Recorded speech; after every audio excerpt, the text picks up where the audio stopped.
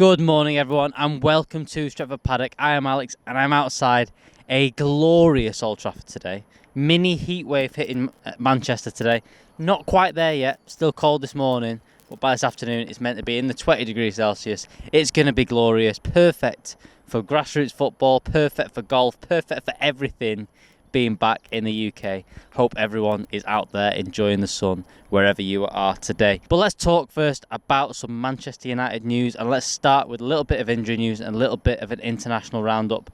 The big news, first off, start with Anthony Martial. He came off injured against Kazakhstan in the week, and there are reports saying he's yet to know whether he'll be featured against Bosnia for France on Wednesday night. So that one, we need to know about Anthony Martial. Look, Martial hasn't had the best of seasons, but Marcus Rashford looking like he may be out still. There's no guarantee that he'll be back for Manchester United this weekend. We need Anthony Martial fit. And his little turn, his assist for the goal for France the other night was quality, showed a bit of quality, and hopefully he'll bring that form back to Manchester if he is fully fit and firing. The next bit of injury news is around Victor Lindelof.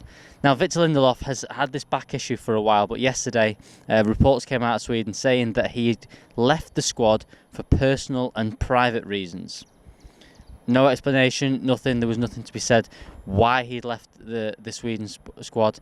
And then reports came out this morning, again from in Sweden, that he was actually for back issues. And this was what Manchester United had kind of agreed with Sweden at the start of the week, saying, look, he'll play the first 2 games and then he's coming home.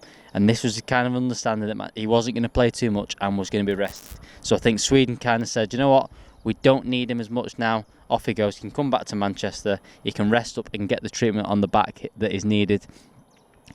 It's what's been needed for Manchester United. Look, we've had a lot of injury problems, little problems all the way throughout the last few months. And look, you know, people like Victor Lindelof, people say he shouldn't be playing, Eric Bailly should be playing, but he's had a very good season, Victor Lindelof. He's had some very good games, especially in games that we've sat back a little bit. He's played a lot better and done very, very well. And look, he needs the rest. He needs to rest up on that back, and he needs to be fully fit for the games coming up for the remainder of the season for Manchester United. Next story I have for you today is all about Luke Shaw. Now, Luke Shaw winning Manchester United's Player of the Month yesterday. He's having a fantastic season for Manchester United, but he spoke this week to The Times, and he's talked about having a lot of regrets about how he's left England camps and how he hasn't maybe been fully committed to England in the past. He speaks about he's not played since the Spain game in 2018, and then since then he left a lot of camps. He said he wasn't fit. He massively regrets it, and I can't stop thinking of the mistakes I've made in the past, especially with England. I pulled out of a lot of camps, and around that time I maybe wasn't in the best condition, but over the last 2 years I've thought about it so much. That was my biggest regret. Last time I played with Spain, I wasn't playing for my club much then, and it showed that he still very much trusted me because he played in that game. Played in that massive game. Maybe the camps after that, my biggest regrets were just pulling out. How I pulled out, maybe at the time mentally, I just wasn't right. It kind of just backs up a few of the things that we've been saying about Luke Shaw. I think no one has doubted his talent since he's arrived at Manchester United. Look, he had a very, very bad injury when under Louis van Gaal, where he broke his leg. But since then, it just hasn't quite been there for him, and there's been a lot of times it hasn't just been his ability that's been questioned. It's also been, has he been pushing it enough? Has he been doing that? Is he fit enough?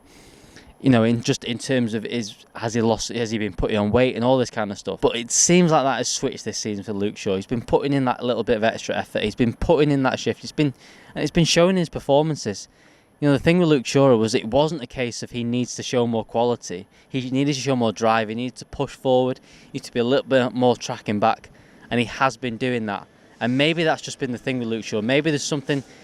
Maybe it's just been Ole Gunnar Solskjaer. Maybe Ole's finally got into his head, look, Luke Shaw, you are one of the most talented footballers. You can be England's best left back and one of the best left backs in the Premier League. You've just got to put a little bit more of a shift in. And I think he's definitely been doing that this season.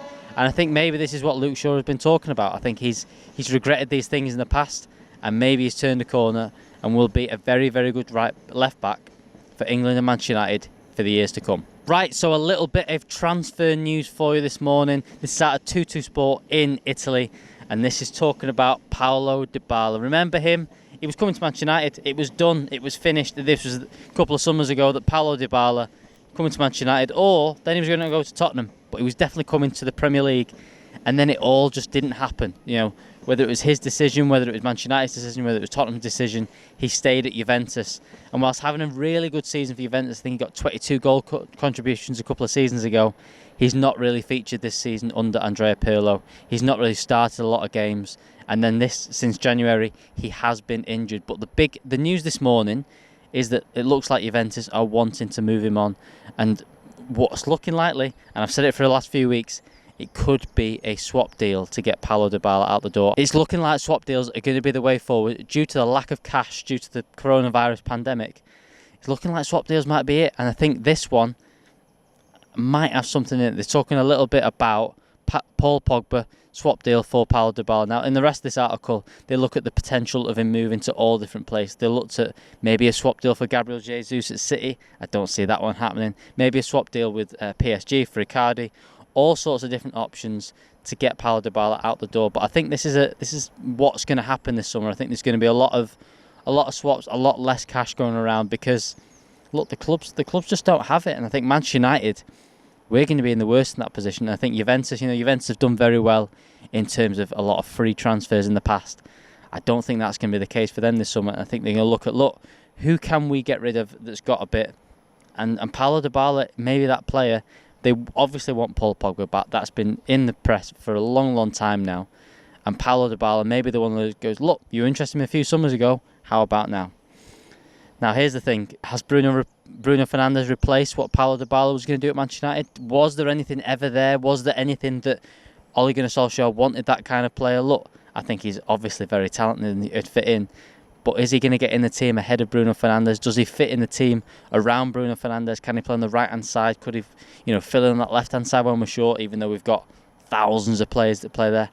I'm not too sure. Maybe the time has passed for Paulo Dybala at Manchester United, but there's going to be rumours like this all summer, and I think this is what Juventus, what Real Madrid, what these kind of clubs that haven't got too much cash lying around, aren't going to be able to go out and splash the 150 million on players. Maybe they're going to start some swap deals. And is Paulo Dybala going to come this way? Paul Pogba go that way? To be honest, I don't like that deal. I'd much rather Paul Pogba sign a new contract at Manchester United. But yet to be seen whether that will be the case. Other news yesterday was that Sergio Aguero has said he will be leaving Manchester City. Now, whether Stephen Howson was saying this, shall we go in for a cheeky little bid? Get a free transfer of Sergio Aguero? I think we can try, but I really don't think it's going to happen. But the big news and the big thing relating to that is they are losing Sergio Aguero as their main striker. Yes, Jesus has played more this season, but Aguero is still the main man for Manchester City. Does that now mean they're going to go full steam ahead for Erling Haaland? Does that mean they're going to go for Harry Kane or something like that? I've got a sneaky feeling they are going to do that. I think they're going to, financial fair play is done. They've passed their court cases with all that. They've got rid of all that now. I think they're going to go all out and spend a lot of cash this summer. Whether they win the Premier League, whatever they win, I think they're going to go out all out. And I think Erling Haaland is going to be very high up on their list. But I'm sure he's very high up on a lot of transfer lists for clubs this summer, including Manchester United. Now, whether that 150 million euros, anyone's going to pay that, it would be mad to do that, considering how much has been going on in the world in the last year or so. 150 million euro, it's a lot of money there. Whether that happens, Manchester City, they may be the ones doing it. Right, that is all from me outside the glorious Old Trafford this morning. I'm going to sit in the office now, so it's going to be no good. But make sure you are out enjoying the sun. Make sure you're having a good day wherever you are in the world. I've been Alex. Make sure you are tuning into Stretford Paddock. Make sure you like this video. We've got all sorts coming out. We've got a video all about Ole Gunnar Solskjaer's style of play with Mr. Stephen Howson. We'll also have Paddock Live tonight with Joe Smith and Jay Motti. So make sure you're subscribed and hitting that notification bell.